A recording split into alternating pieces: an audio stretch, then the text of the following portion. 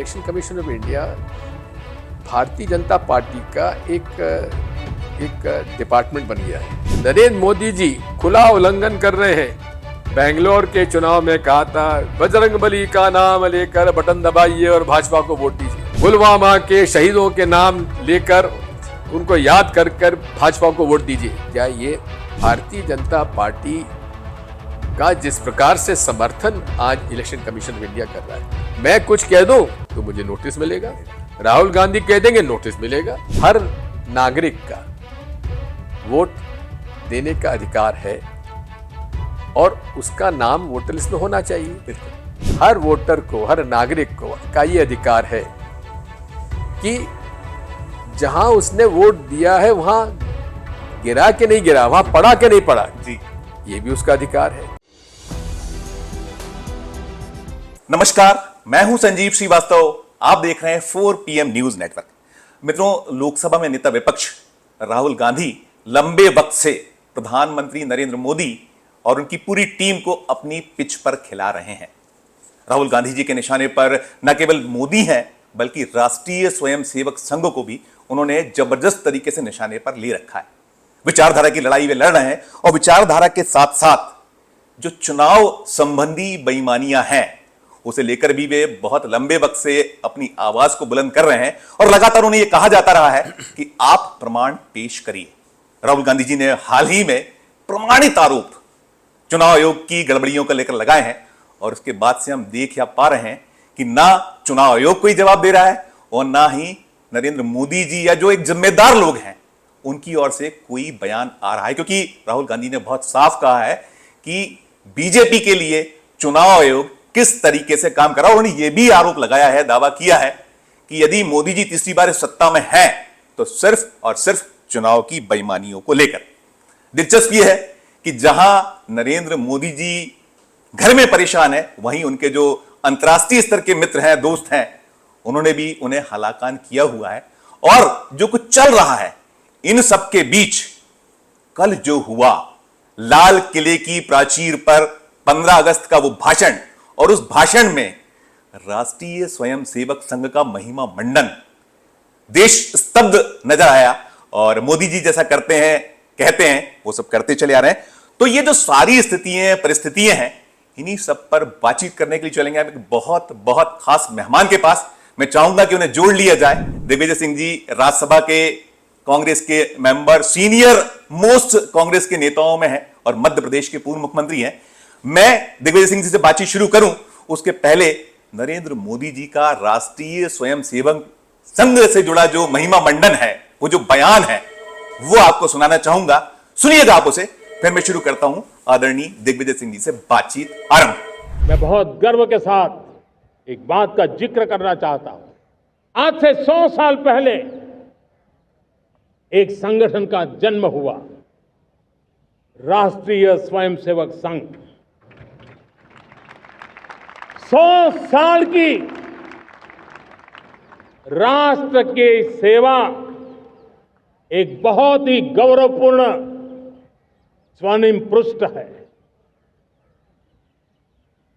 व्यक्ति निर्माण से राष्ट्र निर्माण के संकल्प को लेकर के 100 साल तक मां भारती का कल्याण का लक्ष्य लेकर के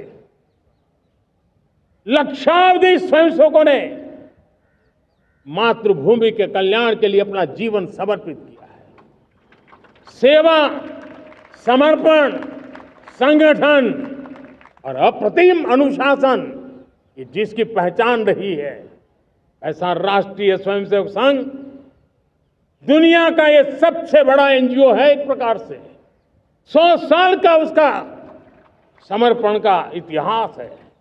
आज लाल किले की प्राचीर से 100 साल की इस राष्ट्र सेवा की यात्रा में योगदान करने वाले सभी स्वयंसेवकों को आदरपूर्वक स्मरण करता हूं और देश गर्व करता है राष्ट्रीय स्वयंसेवक संघ की इस 100 साल की भव्य समर्पित यात्रा को, और हमें प्रेरणा देता रहेगा।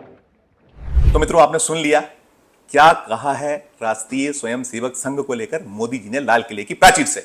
अब मैं चाहूंगा देखिए पहली प्रतिक्रिया आपकी क्या होगी जो कल मोदी जी ने लाल किले की प्राचीर से कहा कि राष्ट्रीय स्वयंसेवक संघ अंतर्राष्ट्रीय स्तर का ऐसा एक स्वयंसेवक संगठन है, एनजीओ है, तो पहली प्रतिक्रिया इस पर आप? मुझे बड़ी हंसी आई कि देश का माननीय प्रधानमंत्री जिसने संविधान की शपथ ली है, उस शपथ के अनुसार उन्होंने ये शपथ ली है कि वे देश में नियम कानून का निष्पक्षता से उसका पालन करेंगे। मैं उनसे पूछना चाहता हूं विनम्रता से कि क्या किसी भी अपंजीकृत एनजीओ के बारे में उन्होंने जो कहा है वो उचित है? मैं उनसे जानना चाहता हूं, क्या राष्ट्रीय स्वयंसेवक संघ पंजीकृत है? यदि पंजीकृत है तो उसका रजिस्ट्रेशन नंबर बताइए।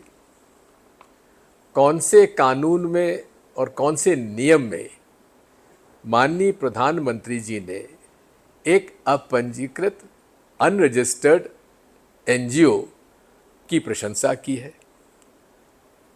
क्या ये अपने संविधान की शपथ का उल्लंघन उन्होंने नहीं किया? ये मेरा पहला प्रश्न है सर।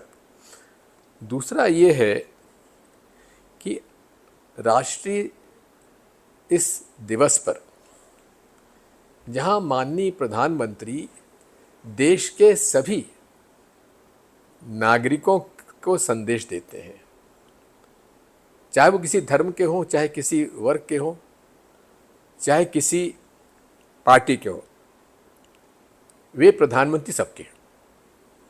और वे प्रधानमंत्री जब सबके हैं तो उनका भाषण हर व्यक्ति को किस प्रकार से उन्होंने कार्य किया है निष्पक्षता से, उसका संदेश जाना चाहिए। ये दोनों बिंदु पर माननीय प्रधानमंत्री जी का भाषण हमें स्वीकार नहीं है। स्वीकार नहीं है। क्या ये जो हम बार बार देख या सुन रहे हैं, पा रहे हैं लगातार कि राष्ट्रीय स्वयंसेवक संघ वर्सेस मोदी शाह जी की बीजेपी में ठनी हुई, और बहुत कुछ है, 75 साल की आयु भी निकट है पूरी होने वाली, जो मोदी जी ने खुद ही ने अपना एक नियम बनाया था। तो क्या उस ऊहापोह में क्या अपना गुरु दक्षिणा देने जैसी कोई एक कार्य है क्या? ऐसे कैसे देखे, कैसे लिया जाए दिग्विजय सिंह साहब? आप इन बातों को उसको छोटा कर रहे हैं। मैं तो उनके प्रधानमंत्री जी के पद की गरिमा के ऊपर कुछ प्रश्न कर रहा हूँ। जी बिल्कुल। जिस संविधान को उन्होंने नतमस्तक होकर अपने मस्तिष्क पे लगाया, जिस सदन पे जाकर उन्होंने माथा टेका, क्या ये उसका अपमान नहीं है? बाकी अंदरूनी आरएसएस भाजपा में क्या होता हमें क्या लेना देना, वो जाने, उनका काम जाने। लेकिन ये जो उनका भाषण है, ये पूरे तरीके से एक अपंजीकृत संस्था को सम्मानित करना और उसकी प्रशंसा करना जिसने कि देश के नियमों का उल्लंघन किया हुआ है। क्या राष्ट्रीय स्वयंसेवक संघ पूर्णिमा पर गुरु दक्षिणा स्वीकार नहीं करता? अगर गुरु दक्षिणा स्वीकार करते हैं तो कौन से अकाउंट में जाता है, कहां पैसा जाता है, क्या उसका ऑडिट होता है, क्या वो नियम कानून का पालन कर रहे हैं, क्या उनके पास FCRA का क्लियरेंस है?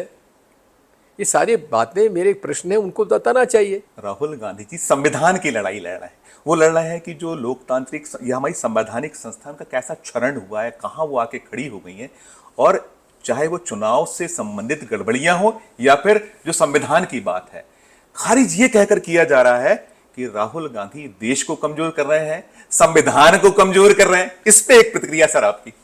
संविधान के बारे में राहुल गांधी जी बहुत ही ज़्यादा संवेदनशील है और ये उनका कमिटमेंट है। जो कुछ थोड़ा बहुत 2004 के बाद से मैंने राहुल गांधी जी के साथ थोड़ा बहुत साथ रह के काम किया है, जो तो मैं जानता हूँ, वो एक ऐसे व्यक्ति हैं कि जो पूरे तरीके से अध्ययन करने के बाद ही कुछ बात कहते हैं। कई बार ऐसे मौके आए कि मैंने उनसे कुछ बात कही और वो उससे सहमत नहीं हुए, लेकिन जब उन्होंने उसके फैक्ट्स दिए तो मुझे ही मानना पड़ा कि नहीं, आप जो बात कह रहे थे। इसलिए वो बिना सोचे समझे कोई बात करते नहीं। हालांकि भाजपा और आरएसएस ने उनको बदनाम करने का बड़ा प्रयास किया है, लेकिन वो सफल नहीं हुए हैं। तो इसलिए भारतीय संविधान हमारे लिए पूज्य इसलिए है क्योंकि भारत में हजारों साल बाद एक लोकतंत्री व्यवस्था ऐसी कायम हुई है जहाँ कोई राजा नहीं है, जी जहाँ प्रजा ही राजा है। Yes sir. और प्रजा ही राजा चुनती है, और यदि राजा सही ढंग से काम नहीं करता है तो उसे हटाने का अधिकार भी प्रजा को है। अब उस लोकतंत्र में, जैसे कि माननीय प्रधानमंत्री जी मदर ऑफ डेमोक्रेसी कहते हैं, मदर ऑफ डेमोक्रेसी का और सफल लोकतंत्र का की जो बुनियाद है वो है निष्पक्ष चुनाव। और निष्पक्ष चुनाव के लिए आवश्यक है कि निष्पक्षता से वोटर लिस्ट बने और निष्पक्षता से वोटर को उसका अधिकार मिले। पहला अधिकार, हर नागरिक का वोट देने का अधिकार है और उसका नाम वोटर लिस्ट में होना चाहिए। बिल्कुल। नंबर 1। नंबर 2, हर वोटर का अधिकार है कि वो जिस उम्मीदवार को वोट देना चाहता है उसको वोट डाल सके।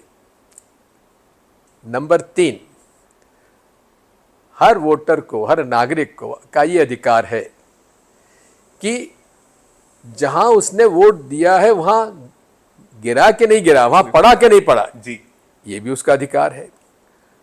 अभी ईवीएम मशीन में हमें केवल 7 सेकंड के लिए कहाँ वोट पड़ा है उसका एक दर्शन होते हैं वीवीपैट में, जी। और वीवीपैट स्लिप डब्बे में जा गिर जाती है।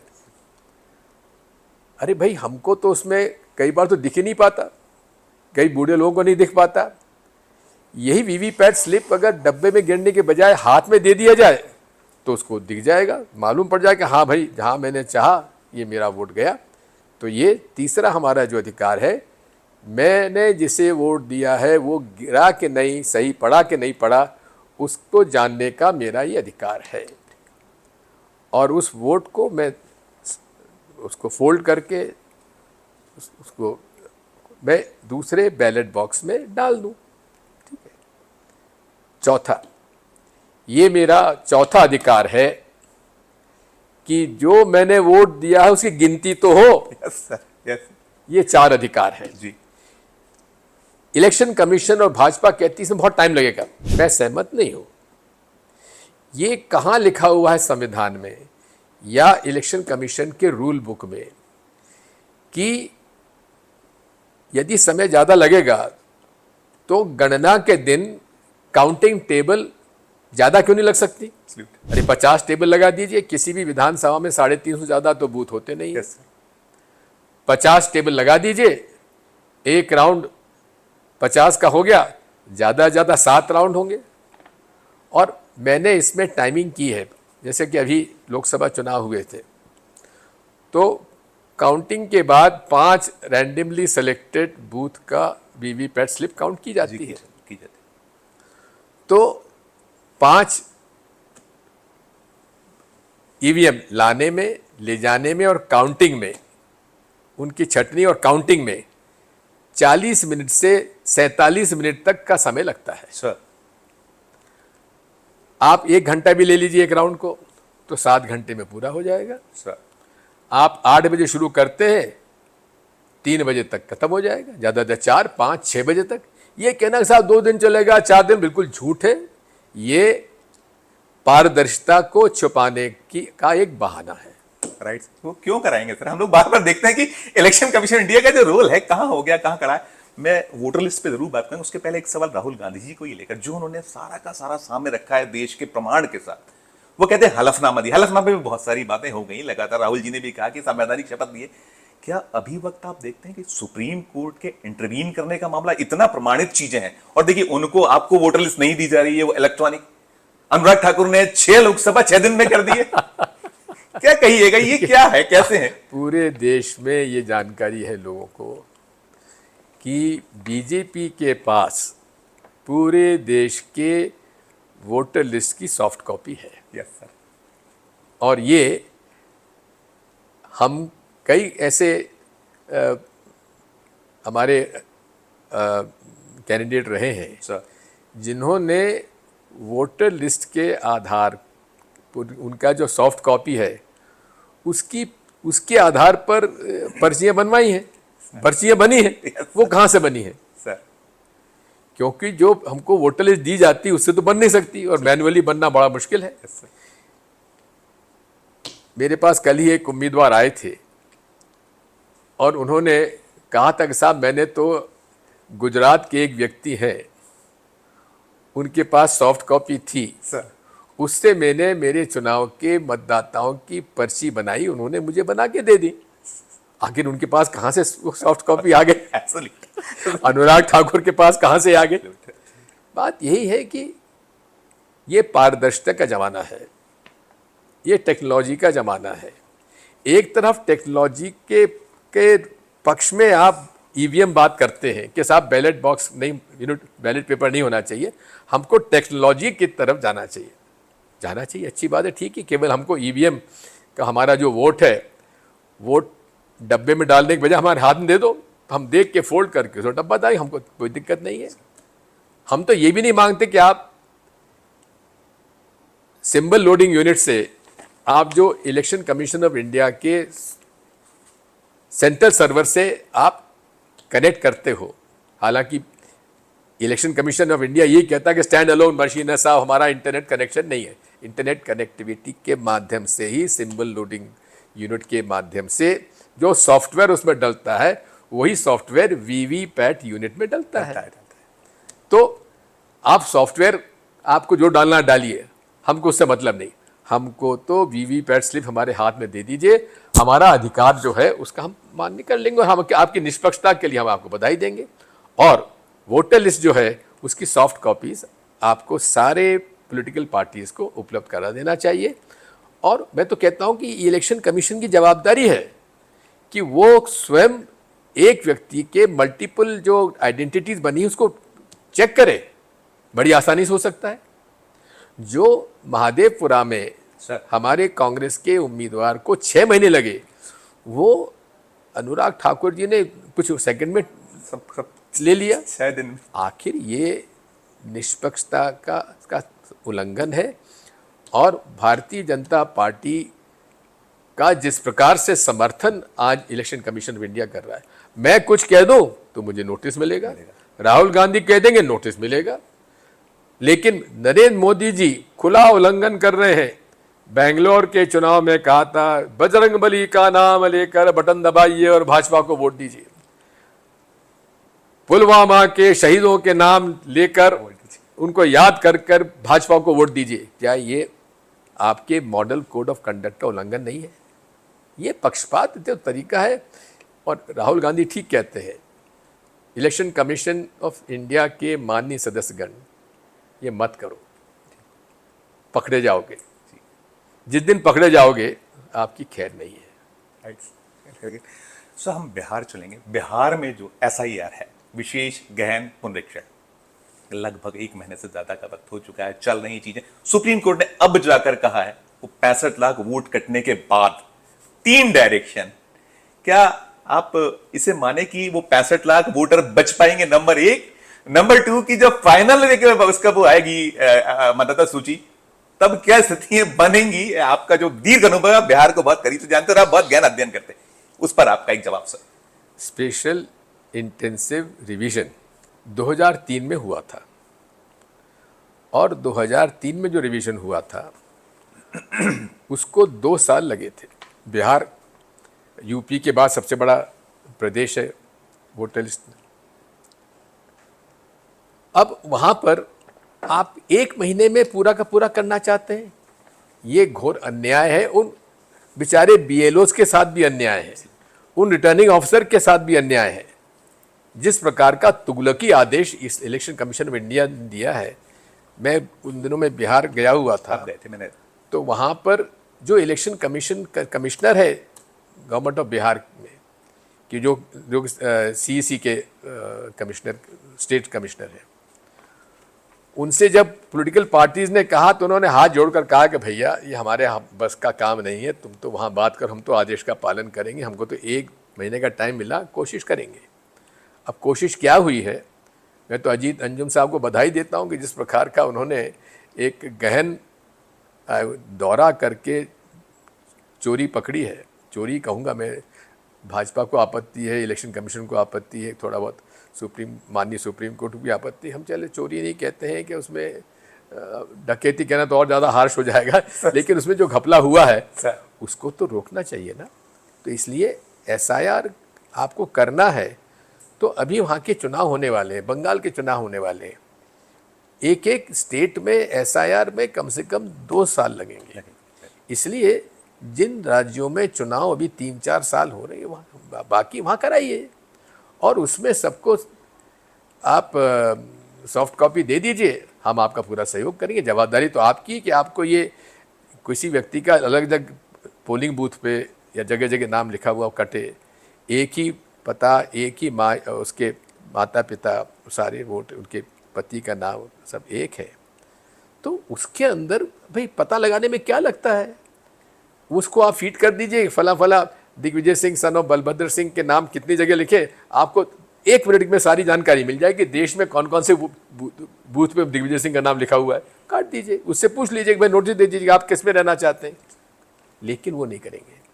आप जो लिस्टें थी इस वेबसाइट पे वो हटा दी उन्होंने, वो भी हटाई, बंद कर दी। पर क्या वो जो राहुल गांधी जी कहते हैं बार बार कि एक ही वोटर जगह जगह घूमता है, वही कुछ क्या पता क्या करता। अब मैं सर, एक बड़ी चीज हुई देश में, 300 सांसद विपक्ष के सड़क पर उतर आए, इलेक्शन कमीशन ऑफ इंडिया फिर भी मौन रहे, बात ना करे। और इसके अलावा सर वो भी कि वो दिन भी मुझे याद है कि जब अभिषेक मनु संघवी जी के नेतृत्व में दल गया था, आपने वहां भी वो जो निर्धारित संख्या उन्होंने कहा नहीं, एक दल से एक, ये क्या हो रहा है, ये कैसे कहां पहुंच गए? कुछ नहीं, देखिए बात ये, इस बात में आश्चर्य करना भी मैं समझता मूर्खता है, क्योंकि ये तो बात साफ है कि election commission of India Bharatiya Janata party का एक डिपार्टमेंट बन गया है।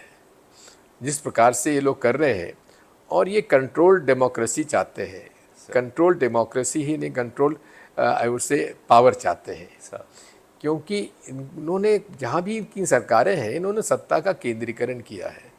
आरएसएस की विचारधारा केंद्रीकरण की है, विकेंद्रीकरण की नहीं है। और विकेंद्रीकरण जो है ये भारतीय संविधान में बापू की मंशा और बाबा साहब अम्बेडकर की मंशा के खिलाफ है। विकेंद्रीकरण उनके पक्ष होना ही चाहिए, उनका मानना। केंद्रीकरण जो है बापू की विचारधारा और बाबा साहब अम्बेडकर और पंडित जवाहरलाल नेहरू और राजीव गांधी जी और इंदिरा जी के जो विचारधारा है, उसके केंद्रीकरण उसके विपरीत है। मैं सर 1994 में आपके साथ घूमा था, इलेक्शन कमीशन भी याद आता है जब आप लक्ष्मण सिंह जी चुनाव लड़ रहे थे राजगढ़ से, और हमें याद आता है हम एनडी शर्मा साहब होते थे, वीटी जोशी थे, हम आपके साथ में गाड़ी में घूमते थे, आपकी सभाएं करते थे। तो टीएन सेशन की दहशत हमने आप में देखी थी, एज ए मुख्यमंत्री देखी थी। तो अब जो इतना डिटेरिएशन और इतनी बदनामी के बाद भी चुप्पी, खामोशी, मतलब क्या क्या ये दर्शाता क्या है, क्या इतनी क्यों है ऐसे खामोशी? आप ये प्रश्न पूछ कर ही आप बता रहे हैं ये भाई, आपको इतना वैसे तो मासूम आप हैं नहीं और होना भी नहीं चाहिए पत्रकार। नहीं, मुझे याद है मैं हुकूमत आपके साथ उस समय। ये हाँ, मुझसे कहलाना, हाँ बिल्कुल, मैं पक्षपात है, घोर पक्षपात है। और मैं तो कह ही चुका हूँ कि भारतीय जनता पार्टी के एजेंट के रूप में चुनाव आयोग काम कर रहा है। राइट सर, एक और चीज चल रही है, हम याद करते हैं कि उमा भारती जी ने एक बार कहा था कि बीजेपी में सूत्रों से बड़ी खबरें होती, अब संवैधानिक संस्थाएं सूत्रों से चीज चल रही है। बार बार आता है इलेक्शन कमीशन इंडिया के सूत्र, और जो वो आंकड़े ऑफिशियली देते हैं वो आंकड़े पहले आ जाते हैं मीडिया में, गोदी मीडिया में। ये सब सर, ये सूत्र, अब एक उदाहरण बता दें प्लीज। आपको। सूत्र बताते हैं कि देश बिहार में अनेक रोहिंग्या, बांग्लादेशी मुसलमान नेपाल से आए हैं, म्यांमार से आए हैं, बांग्लादेश से आए हैं, लाखों आए हैं। ये खबर आई थी चली थी। एक आध का नाम तो बता दीजिए, कौन से बूथ पर कौन व्यक्ति रोहिंग्या मुसलमान है, बांग्लादेशी मुसलमान है, नेपाल से आया है। भाई 12 साल से, लगभग 11 साल से ज़्यादा तो आपका ही शासन है, आप ही इसके लिए जिम्मेदार हैं कि आप इनको आने कैसे दे रहे हैं, कैसे आ गए, ये कब आ गए। और उनको निकालने का अधिकार आपके आज के कानून में है, निकालिए बाहर, क्यों नहीं निकालते। कितने, जब इलीगल माइग्रेंट्स का हम लोग क्वेश्चन पूछते हैं संसद में, तो जवाब एक ही आता है, हमारे पास जानकारी नहीं है। अरे आपके पास जानकारी नहीं तो फिर ये इनके सूत्र कहाँ से आ गए, सूत्र के पास जानकारी कहाँ से आ गई। नहीं, अब चूंकि बात सूत्रों की चली तो मैं दिग्विजय सिंह जी के सूत्रों की बात करूंगा, क्योंकि दिग्विजय सिंह जी के सूत्र बड़े मजबूत है। हम लोगों को बहुत सारे इंसिडेंट्स याद है। हमें ये भी याद है कि एक इंटरव्यू चल रहा था, एक तरफ दिग्विजय सिंह जी थे, एक तरफ बाबूलाल गौर जी थे, मध्य प्रदेश में मुख्यमंत्री पद के चुनाव की बात थी, तो दिग्विजय सिंह जी ने कह दिया था कि मेरे सूत्र कहते हैं बाबूलाल गौर जी अगले मुख्यमंत्री होंगे। मैं चाहूंगा दिग्विजय सिंह जी से चाहूंगा, जगदीप धनखड़ जो हर्ष हुआ उनका, माननीय सभापति, राज्यसभा, माननीय उपराष्ट्रपति, और क्या कुछ नहीं किया, उन्होंने कहा मैं संघ का एकलव्य तक उन्होंने ऑन रिकॉर्ड कहा। दिग्विजय सिंह जी के सूत्र क्या कहते हैं, जगदीप धनखड़ जी का कहानी है क्या, आपके सूत्र क्या करें दिग्विजय सिंह जी? मेरे सूत्र तो ये कहते हैं कि आरएसएस के ये वकील रहे हैं 10 साल तक। तो जगदीप धनखड़ जी जो कि भाजपा से के सदस्य नहीं थे, पहले तो वो कई पार्टियों में रहे, तो इसलिए कोई दिक्कत नहीं है। हमारे साथ तो एमपी भी रहे, वो तो हमारे मित्र भी रहे, खूब जानता रहा हूँ। वो आरएसएस के सुझाव पर उन्हें उपराष्ट्रपति बनाया गया सर। और ये भी सूत्र बताते हैं कि 5 बार मोहन भागवत जी माननीय उपराष्ट्रपति जी के घर पर खाना खाने गए थे। क्या बात है। जबकि प्रधानमंत्री जी एक बार भी नहीं बुलाए गए। बहुत सुंदर। अब ये सूत्र बताते हैं कि उसकी माननीय प्रधानमंत्री जी को ये नागवार गुजरा, तो उनकी हिट लिस्ट में बहुत दिनों से थे। अब जो उस दिन की घटना है, दोपहर तक कोई बात ही थी नहीं थी। और हम लोग सदन में ही थे, और बड़े आसानी से हम लोगों को वो मिल रहे थे लोगों से, और हम लोग एसआईआर को लेकर जो हमने नियम 267 है हमारे रूल बुक में, राज्यसभा में कई राजनीतिक दलों के लोगों ने एसआईआर पर चर्चा की मांग रखी थी कि इसमें क्वेश्चन आवर और 0 आवर को, और जो आज का एजेंडा है उसको हटा के एसआईआर पर डिस्कशन कराइए। तो वो निरंतर उसको कैंसिल करते आए हैं। जब से धनखड़ जी बने थे उपराष्ट्रपति, उसके पहले भी कई बार अधिकांश उसको रिजेक्ट कर दिया जाता है, रिजेक्ट कर गए।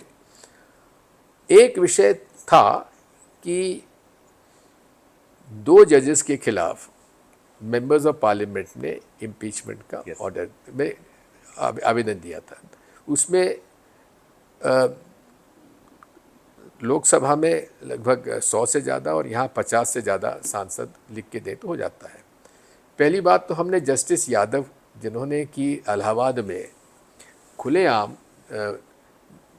माइनॉरिटीज़ के बारे में बहुत भद्दे शब्दों का उपयोग किया था, उनके खिलाफ इनको ये जज रहने के अधिकार नहीं है, तो उनके खिलाफ हमने दिया हुआ था। आज से मैं समझता हूँ कि साल सवा साल जी केस हमें ध्यान है जी। फिर उसके बाद ये जस्टिस वर्मा के उनके आउट हाउस में वहाँ पर जले हुए नोट मिले जी।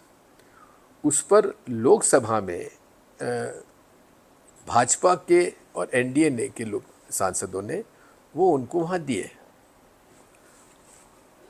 और ये तय हुआ था कि भाई ठीक है, लोकसभा में जब वो पुटअप हो जाएगा, स्पीकर साहब पुटअप कर देंगे, उसके बाद राज्यसभा में ये धनखड़ साहब कर देंगे।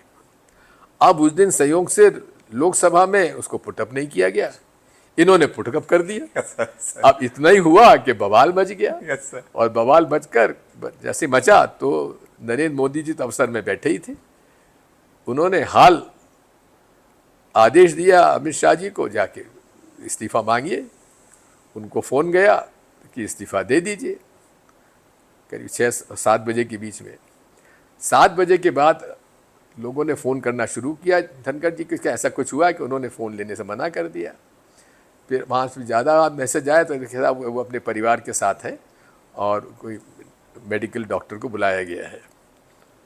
उसके बाद तो उनका इस्तीफा आ गया, सब मेडिकल ग्राउंड्स में मेडिकल इतने बीमार कहाँ थे वो, इतने बीमार कहाँ थे? फिर उसके बाद हम लोग तब से निरंतर समय मांग रहे हैं धनखड़ जी से, वो तो मिलने का समय नहीं दे रहे, किसी से नहीं मिल रहे हैं। आखिर केवल मुझे बताया गया कि 45 मिनट की मीटिंग उनकी नरेंद्र मोदी जी के साथ हुई थी, लेकिन कब हुई, कैसे हुई, इसकी जानकारी और क्या हुआ उसमें मुझे नहीं मालूम। नहीं सर, एक चीज और भी, आपके सूत्र तो है कहाँ धनखड़ साहब, कहाँ छुपे? एक और दूसरा, अभी तो मुझे जहाँ तक मालूम दिल्ली में ही है सर। उनको दूसरा घर अलॉट हो रहा है, जैसे घर अलॉट हो जाएगा तो शिफ्ट हो जाएंगे, उसके बाद मिलेंगे, ऐसा बताएंगे। और एक और तलाश बहुत है, वो राजीव कुमार साहब भी सामने नहीं आ रहे हैं, तो आपके सोर्सेज से क्योंकि उनके बारे में नाना प्रकार की वो उड़ गए विदेश में, बताया गया कि शायद उनके कोई रिलेशन विदेश में, यूएस में वहाँ गए हुए हैं। सर आप एक बात बहुत कहते हैं कि कांग्रेस को कांग्रेस हराती है, फूलछाप कांग्रेस। एक छोटा सा सवाल उस पर, क्योंकि राहुल गांधी जी ने वही सारी बातें कही हैं, तो इस दिशा में बार बार उन्होंने कहा कि 3 प्रकार के घोड़े यही मध्य प्रदेश में उन्होंने कहा था, तो ये कहा ही जाता है, वहां पर क्या आप आवश्यकता महसूस, क्योंकि चाहिए वो कई बार कहा गया कि केवल आप ये जो वोटर लिस्ट की ही मत करिए एसआईआर, आप अपने कांग्रेस की भी स्कैनिंग एसआईआर करिए। तो इस दिशा में एक छोटा सा आपका जो नोट आप चाहें। बात यह है कि हर पॉलिटिकल पार्टी में ऐसी शिकायतें आती हैं कि हमारे कैंडिडेट्स के खिलाफ, कांग्रेस की या भाजपा के खिलाफ भी आती है, मतलब हर पॉलिटिकल पार्टी में सैबोटाज की शिकायतें आती हैं। ये राजनीति में स्वाभाविक है। महत्वाकांक्षाएं इतनी बड़ी होती हैं कि लोग बाग उन महत्वाकांक्षाओं में डूबकर अपना टिकट नहीं मिला तो उनके खिलाफ हो जाते हैं। उस पर हम लोगों क्या प्रक्रिया है, शिकायत आती, शिकायत आने पर उस पर कार्रवाई होना चाहिए, लेकिन कार्रवाई नहीं हो रही है, इसका मुझे दुख है। मैं तो इस मामले में कह ही चुका हूँ कि भाई ठीक है, शिकायत आई, उसकी जांच करिए, और आपको अगर सख्त नहीं होना तो कम से कम इतना तो कर दीजिए कि किसी भी कांग्रेस लीडर के खिलाफ अगर जिसने चुनाव लड़ा है उसने लिखित शिकायत की है आपकी अनुशासन समिति को, कम से कम ऐसे व्यक्तियों को कोई पद नहीं दिया जाना चाहिए। कम से कम उनको पद से दूर रखें सर। लेकिन हो क्या जाता है कि जिनके खिलाफ शिकायत है, जिन्होंने सैबोटाज किया, कई बार वो जगह पा जाते हैं। मेरे पास कई लोगों ने आके शिकायत की कि साहब फलां व्यक्ति ने हमको चुनाव हराया और उसको प्रदेश कांग्रेस कमेटी और उसमें जगह मिल गई। मैंने कहा भाई जाके शिकायत करो, अध्यक्ष जी शिकायत करो और महामंत्री जी शिकायत करो। समय प्रियंका गांधी जी का वो वक्तव्य था, जैसे राहुल गांधी जी ने एक बड़ा एक देश ने अलग ढंग से की। राहुल गांधी कहते प्रियंका मुझसे कहती तुम आंख से खेल रहे हो, और बहुत एक ऐसा था, सदमा हुआ। और उसके बाद सर वो जब पुणे की अदालत में उनका हलफनामा, देखिए कि मेरी जान को खतरा है, कांग्रेस चिंतित है सर बहुत ज्यादा इस पर। ये परिवार वो है जिसके 2 लोगों की हत्या की गई, जो शहीद हुए सर, और जो विचारधारा महात्मा गांधी की हत्या कर सकती है उसके बारे में मैं क्या कहूँ। चिंता बहुत बनी हुई है आपके खेमे में और लगातार, और वो कहते हैं माकूल सुरक्षा की व्यवस्था इंतजामात हैं, मुतमईन हैं आप लोग? देखिए बात यह है, इंदिरा जी को प्रधानमंत्री के निवास में ही उन्हीं के बॉडीगार्ड ने मार दिया था। सर अब उससे और क्या माकूल हो सकता है। लेकिन ऐसा है, determined killer can take anyone. ये मैं तो हमेशा कहता हूँ। मुझे याद है कि मैं जब मुख्यमंत्री था तो अडवाणी जी गृह मंत्री थे, तो उन्होंने मुझे पत्र लिखकर सूचना दी कि आपको प्रसन्नता होगी जानकर कि हमने आपकी जो सिक्योरिटी कवर है उसको Z+ कर दिया है। जी तो मैंने उसका जवाब दिया कि माननीय गृह मंत्री जी, मैं आपका आभारी हूँ, लेकिन मैंने कभी आपसे इसकी मांग नहीं की। जी इसलिए आपने मुझे Z+ दी है, उसके लिए धन्यवाद, लेकिन मुझे आप A- भी देंगे तो मुझे एतराज़ नहीं होगा। नहीं है जी जी, बहुत जरूरी प्रश्न होगा, आप ही उसका अच्छे से जवाब दे सकते हैं। वैसे आप कहते रहे हैं आतंकवाद को लेकर, जब मालेगांव बम ब्लास्ट फैसला आया, सारे लोग बरी हो गए, बरी होने के बाद फिर वो फाइल खुली कि हिंदू आतंकवाद, भगवा, आपने तो कहा, आपने सदैव कहा कि ना तो कोई हिंदू आतंकवाद होता है ना कोई भगवा होता है, सदा सदा आतंकवाद आतंकवाद होता है। लेकिन दूसरी ओर से आया कि हरा आतंकवाद, इस पे एक नोट सर। न हरा आतंकवाद होता है, न लाल होता है, न केसरिया होता है। बात यह है, ये मानसिकता है और सत्ता और धर्म का उपयोग, दुरुपयोग सत्ता हथियाने के लिए या पैसा कमाने के लिए जहाँ किया जाता है, वहाँ ये सारी चीज़ें आती हैं। महात्मा गांधी का कसूर क्या था? महात्मा गांधी का कसूर ये था, वे निष्पक्षता से हिंदू मुसलमानों के बीच में एका चाहते थे। बिल्कुल। वो व्यक्ति जिसने जीवन भर अपनी लड़ाई लड़ी आज़ादी की, लेकिन जिस दिन देश आज़ाद हो रहा था सर वो दिल्ली में नहीं थे, वो कहाँ थे? नोआखाली में थे जी। और नोआखाली में क्या कर रहे थे? हिंदू मुसलमानों को समझाने का प्रयास कर रहे थे कि भाई मत लड़ो। उस व्यक्ति को नाथूराम गोडसे ने जाकर उनकी हत्या की। जी अब नाथूराम गोडसे की जब हत्या हुई, नाथूराम गोडसे ने जब हत्या की, सर, उस दिन महात्मा गांधी दिल्ली में थे और वो प्रेयर मीटिंग में जा रहे थे। प्रार्थना सभा शाम को 7 बजे करते हुए जा रहे थे। वो व्यक्ति वहाँ गया और प्रणाम करके रिवॉल्वर निकाल के उनकी हत्या कर दी। सर, उनके शब्द से, उनके मुख से, श्रीमुख से क्या निकला? हेरा हेरा। लेकिन साथ में FIR में Mahatma Gandhi murder conspiracy case में सावरकर जी का भी नाम आया था। आज मुझे इस बात का दुख है कि मोदी जी के आज स्वतंत्रता दिवस के ऊपर शासकीय जो पोस्टर लग रहे हैं, उनमें गांधी जी का चित्र के साथ साथ सावरकर का चित्र लगाया और उनसे ऊपर लगाया है। ये महात्मा गांधी का अपमान नहीं है, देश के उन करोड़ों लोगों का अपमान है जिन्होंने इस देश की आज़ादी की लड़ाई लड़ी। उन लाखों लोगों के का अपमान है जिन्होंने देश के लिए, आज़ादी के लिए शहादत दी। चाहे शहीद भगत सिंह हो, अशफाकुल्लाह हो, चंद्रशेखर आज़ाद हो, ऐसे सारे लोग जिन्होंने देश का के लिए जीवन त्याग दिया, दसों साल तक जेल में बिता दी, जवानी जेल में बिता दी, उनके साथ उनका अपमान किया है आपने। जो सावरकर जी पहले व्यक्ति थे जिन्होंने 2 नेशन थ्योरी की मांग की थी। जी हाँ, उसके बाद मोहम्मद अली जिन्ना आए। जी हाँ, उस व्यक्ति ने जिसने कि हिंदुस्तान पाकिस्तान किया, और उस हिंदुस्तान पाकिस्तान करने पर आज पूरा उनको श्रेय दिया जाता है कि देखिए हिंदुओं की लड़ाई लड़ी। ऐसे व्यक्ति का यदि आप देखेंगे, मेरे को आज मैंने अपने ट्विटर पर डाला है, नाथूराम गोडसे की जब ट्रायल हो रही थी तो सावरकर जी पीछे की बेंच पर बैठे हुए थे। जी जी जी जी।